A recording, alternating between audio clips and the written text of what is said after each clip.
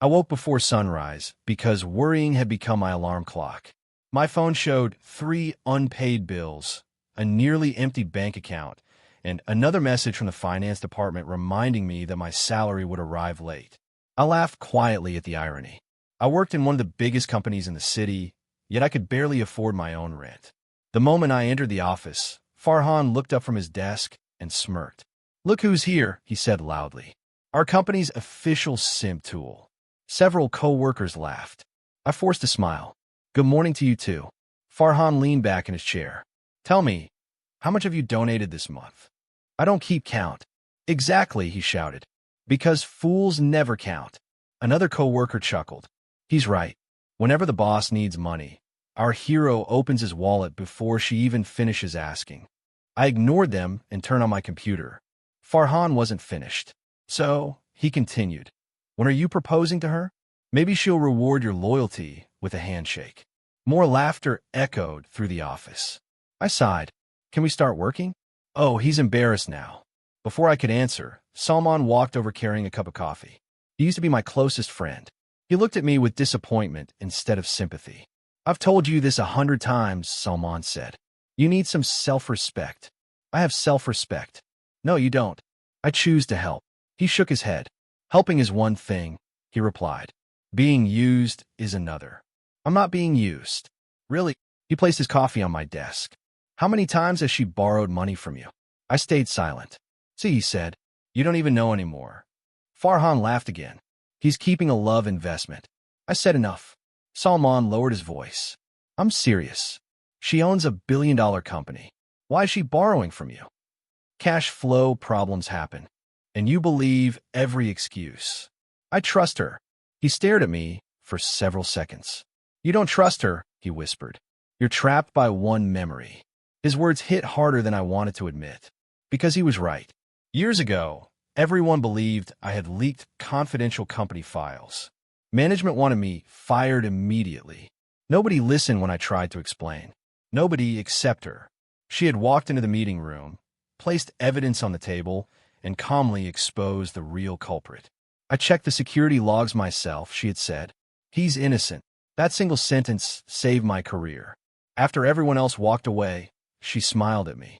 "Don't let one bad day define your life." I never forgot those words. Maybe I should have. Salman watched my expression. "You're thinking about that day again." "I owe her." "You repaid that debt years ago." "I don't see it that way." "You never will." He picked up his coffee. "I hope one day you realize kindness without limits becomes weakness." He walked away. I stared at my monitor without seeing anything. Around lunchtime, the office became unusually quiet. The glass door opened. She walked inside wearing a dark business suit. Normally, she looked confident. Today, she looked exhausted. Her eyes carried sleepless nights. She stopped beside my desk. "Can we talk?" I nodded immediately. Farhan whispered loudly enough for everyone to hear. "Here comes another charity request." Nobody corrected him. She glanced around the office before speaking softly. "I'm sorry to bother you again." "It's okay." "No, it isn't." She took a slow breath. "I'm in a difficult position." "What happened?"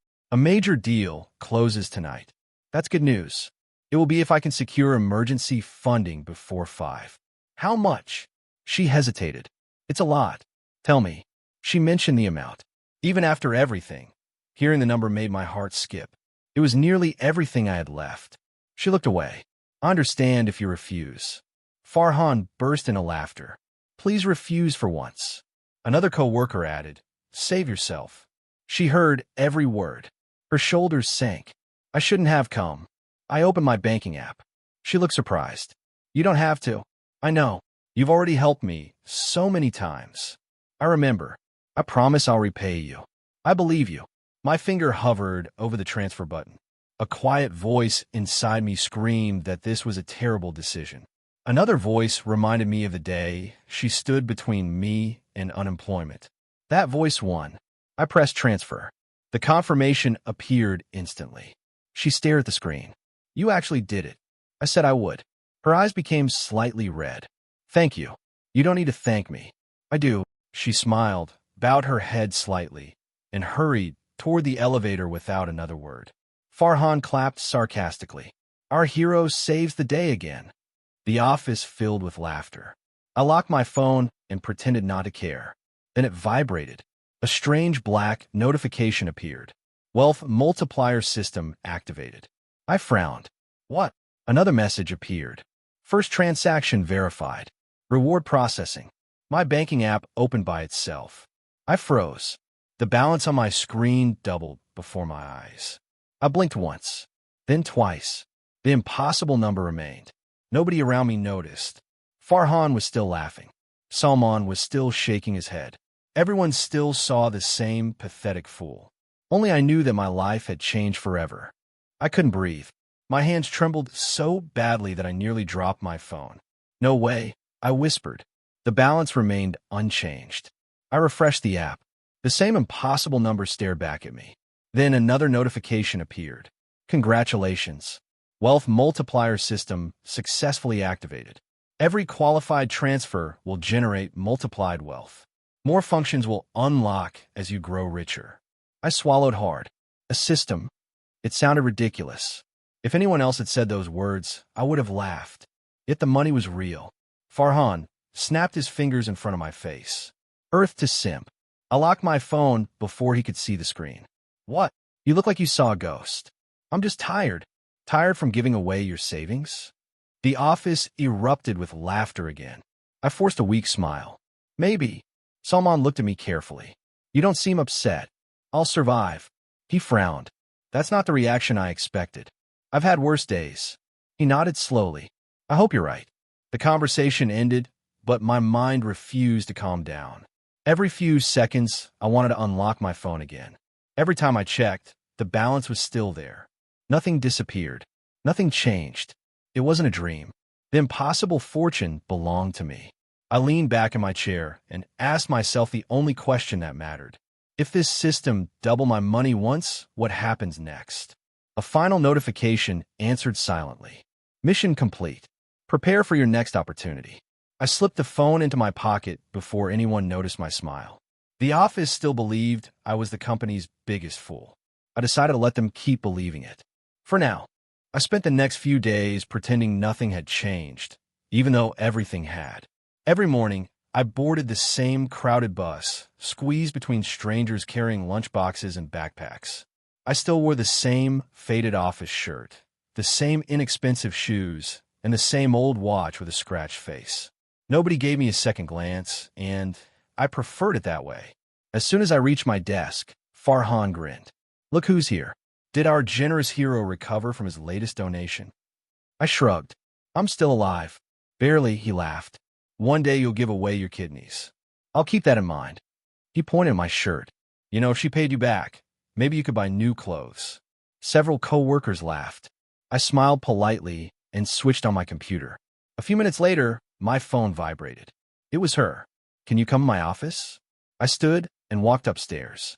She greeted me with an apologetic smile. I'm sorry for calling you again. It's fine. No, it isn't. She closed the office door. I managed to save the deal, but another payment became urgent this morning. I looked at her tired face. You haven't been sleeping. I'll sleep after this crisis ends. How much do you need? She quietly told me the amount. I opened my banking app without hesitation. She stopped me. Are you sure? I wouldn't be here otherwise. I hate asking. I know. I'll repay every rupee. I believe you. I completed the transfer. Before she could say anything else, my phone buzzed inside my pocket. I already knew what it meant. I excused myself. I should get back downstairs. She nodded. Thank you again. After leaving her office, I walked into the empty stairwell and unlocked my phone. Qualified transaction confirmed. Reward multiplied successfully. My balance jumped again. I stared at the screen until my heartbeat slowed. This can't be real. But it was. By lunchtime, the amount that once looked impossible had already grown beyond anything I had imagined. I slipped the phone away before anyone noticed.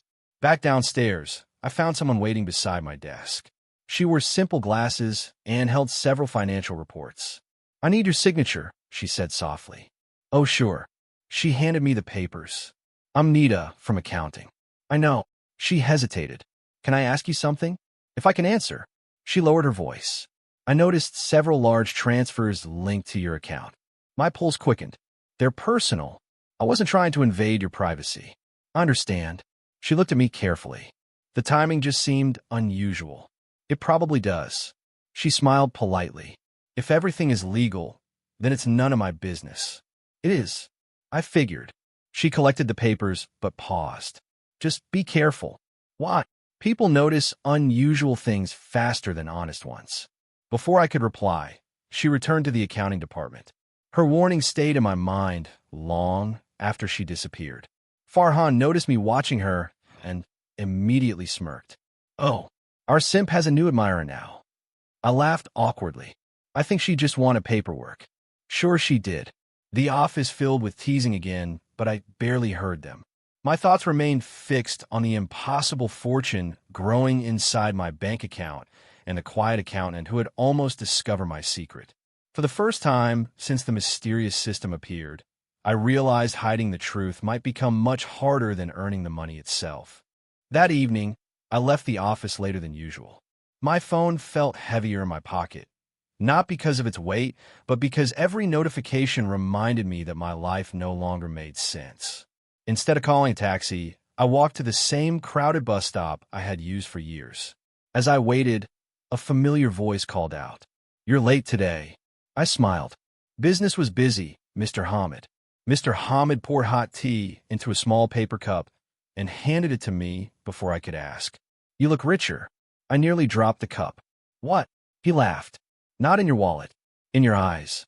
I let out a nervous breath. I don't feel rich. Money and feeling rich are different things.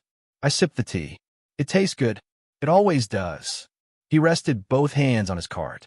"Tell me, what's troubling you?" "I've been thinking." Thinking usually creates more problems than it solves. I chuckled. "You might be right." He smiled kindly. "When life suddenly becomes generous, don't let pride replace gratitude." I'll remember that. And don't let loneliness convince you that money is friendship. His words stayed with me as the bus arrived.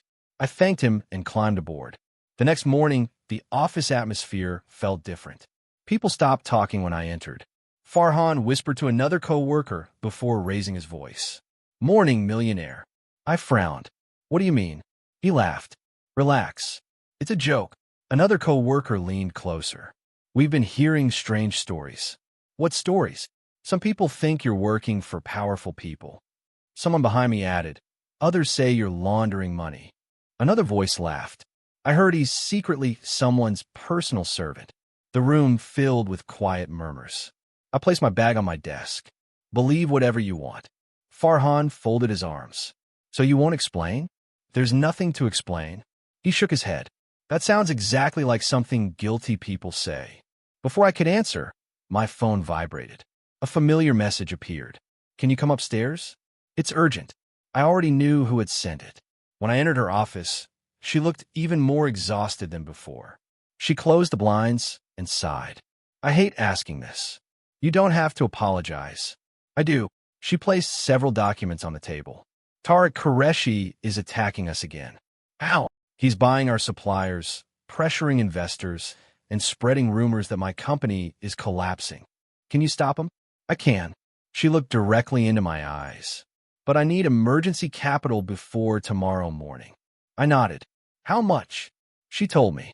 The amount was larger than every previous request combined. "You don't have to answer immediately," she whispered. I opened my banking app. She reached for my hand. "Please don't force yourself."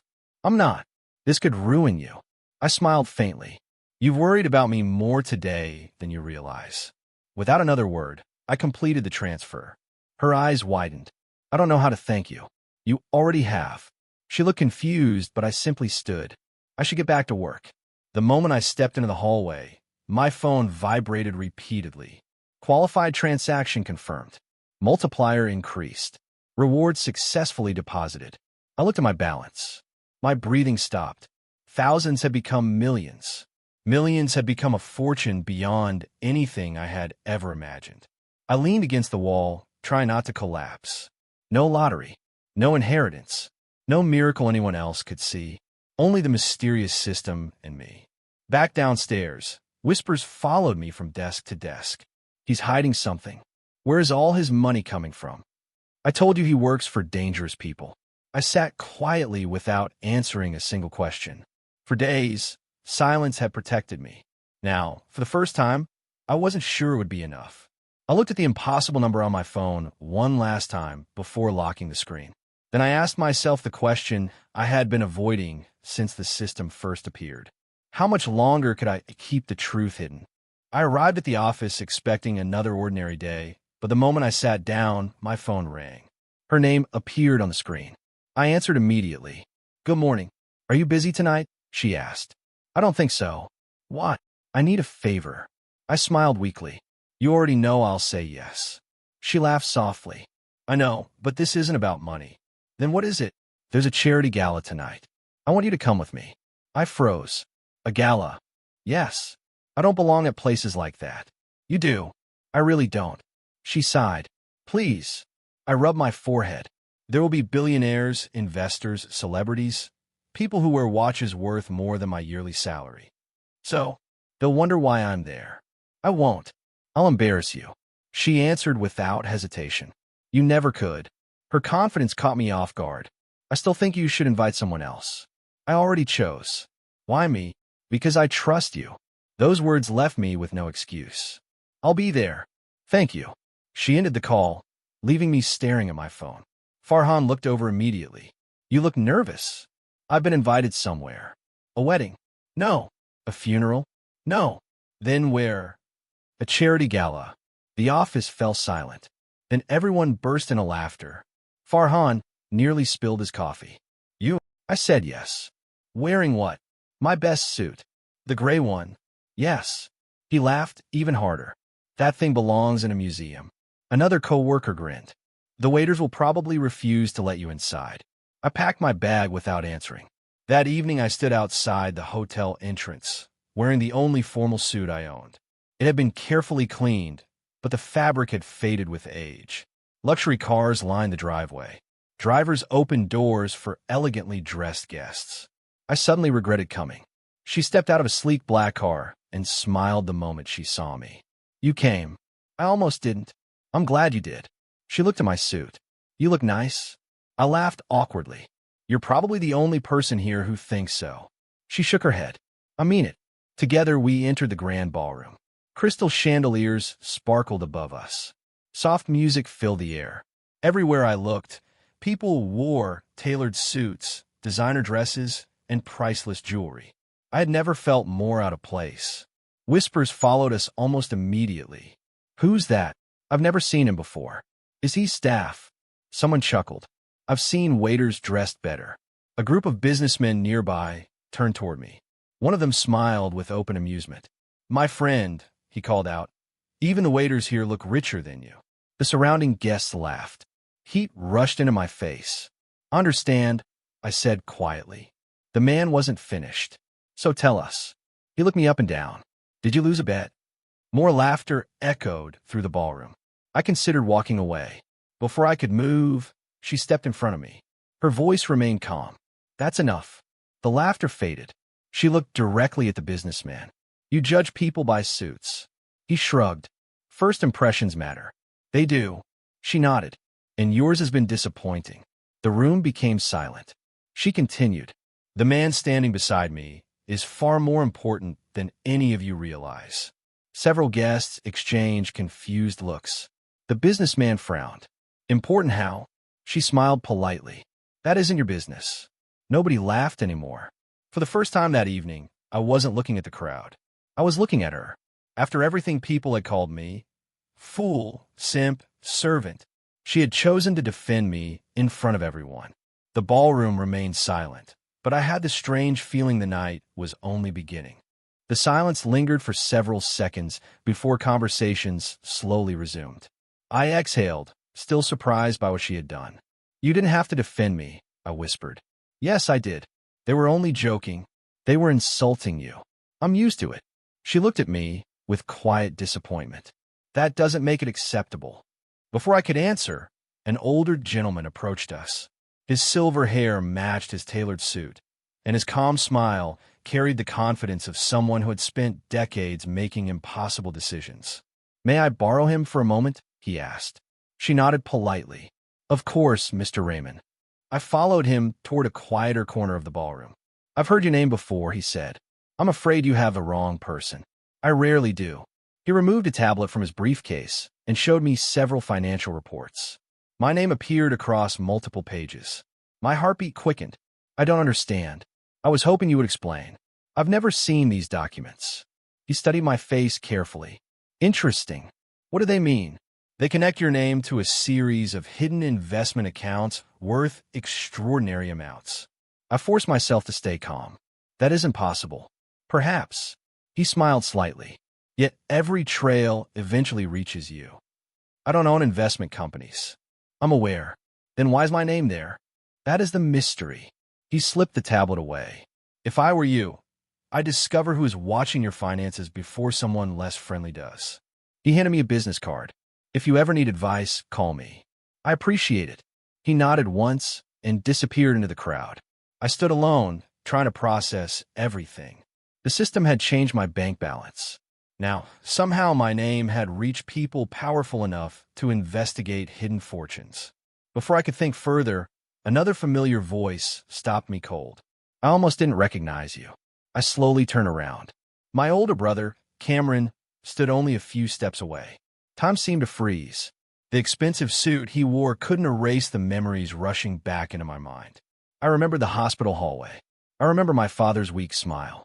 I remembered the day Cameron chose a business meeting instead of staying with our family. After our father died, he took his share of the inheritance and disappeared, leaving my mother and me to survive alone.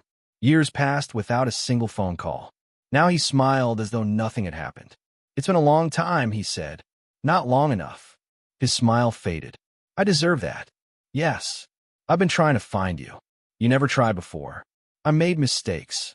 You made choices. He lowered his eyes. I want to fix them. Why now? He hesitated. I heard you become successful. There it was. Not regret. Not love. Money. I stepped closer. When Dad needed you, where were you? He stayed silent. When Mom cried every night, where were you? I was building my future. You abandoned your family. I know. And now you want to reconnect because you think I'm rich? His silence answered for him. I looked at him for one final moment. I spent years wishing my brother would come back. I am here now. No. I shook my head. The brother I loved never came back. Without waiting for another excuse, I walked past him. He called my name once. I didn't stop. When I returned to the ballroom, she was waiting beside the window.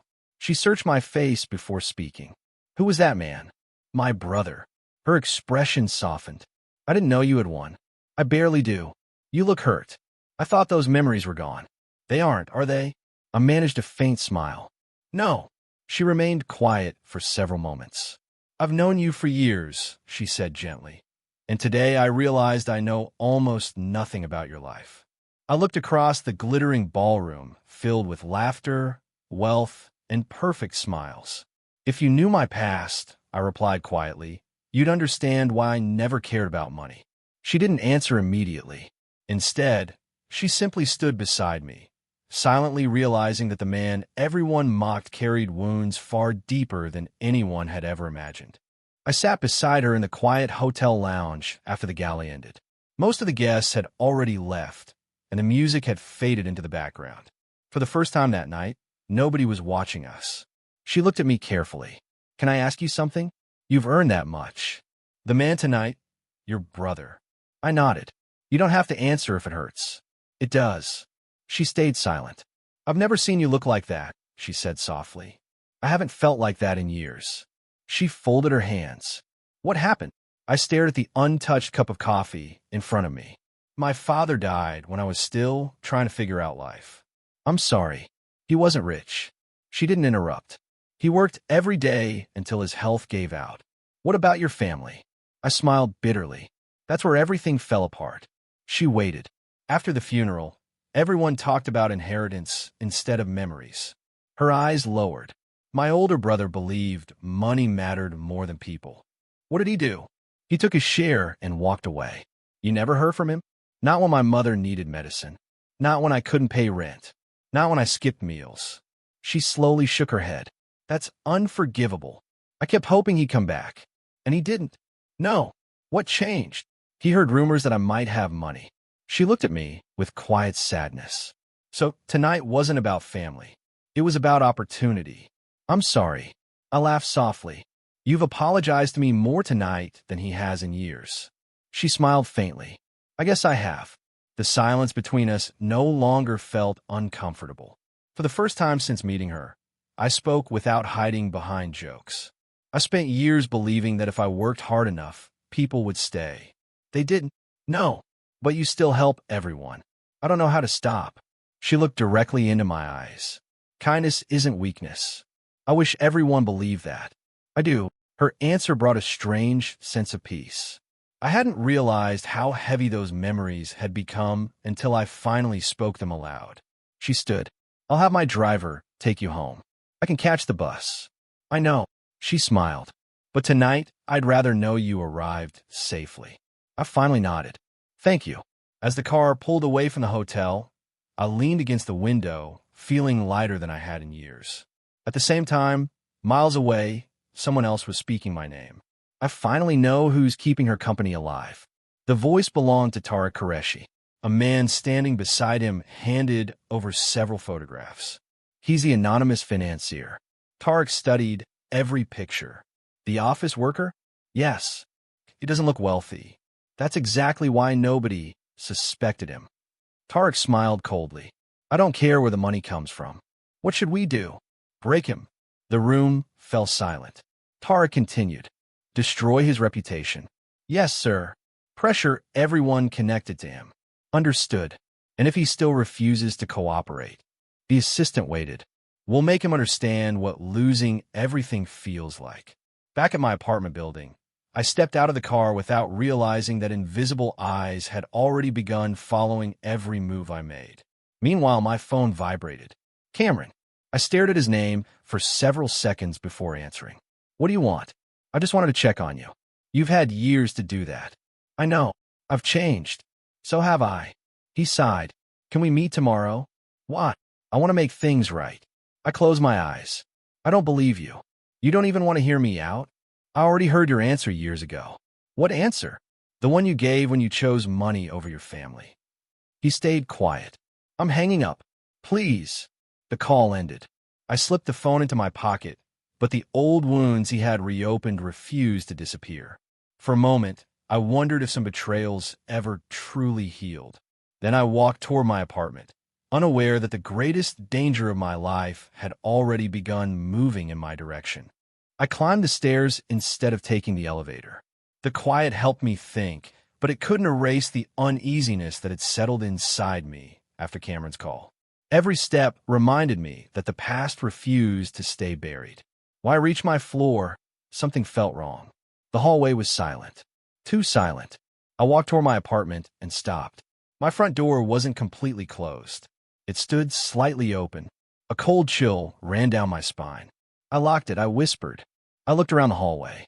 No neighbors. No voices. No movement.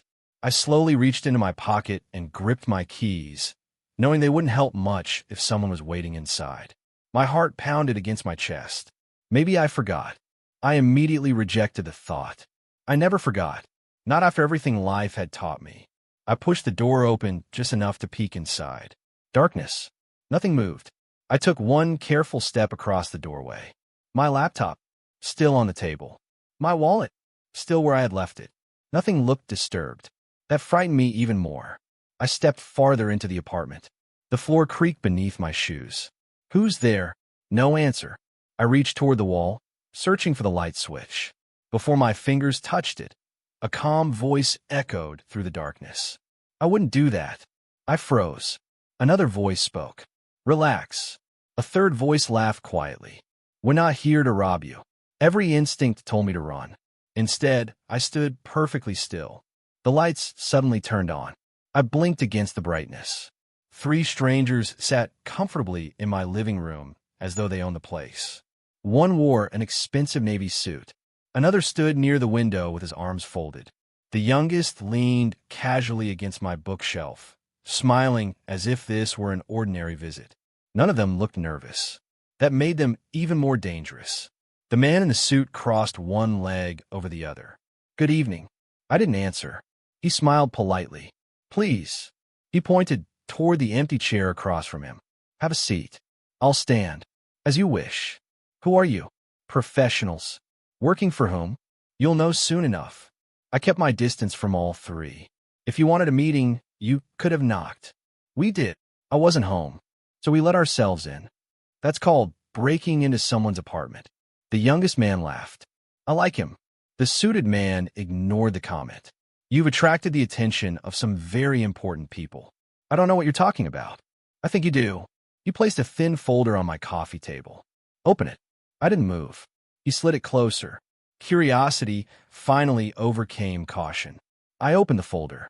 Inside were photographs. Pictures of me entering the office. Pictures of me meeting her. Pictures of me speaking with Mr. Raymond. Even a photograph of me drinking tea beside Mr. Hamid's cart. Someone had been watching me for days. Maybe longer. I looked up slowly. What do you want? The suited man folded his hands. Our employer admires successful people. I'm not successful. False modesty won't help. I don't have anything worth taking. He smiled. That isn't what our information says. My pulse quickened. What information? The kind that connects your name to an extraordinary amount of money. I forced my face to remain calm. You're mistaken. We rarely are. The youngest man stepped forward. You've been very generous lately. I help people, more than ordinary office workers can afford. I remained silent. The man near the window finally spoke. You've become difficult to ignore. The suited man stood and adjusted his jacket. Our boss dislikes mysteries. Who's your boss? He walked toward the door before answering. You'll meet him soon. He stopped beside me and smiled calmly. Mr. Hero. I met his eyes without speaking. Our boss would like to discuss your money. The three men walked out as quietly as they had arrived. The apartment fell silent again. I locked the door with shaking hands and leaned against it, tried to slow my breathing. The mysterious system had given me unimaginable wealth. Now it had given me something else. Enemies powerful enough to invade my home without fear. As I stared at the folder full of surveillance photographs, one terrifying truth became impossible to deny. My secret fortune had finally attracted people who would stop at nothing to claim it. And from this night forward, my life would never be safe again.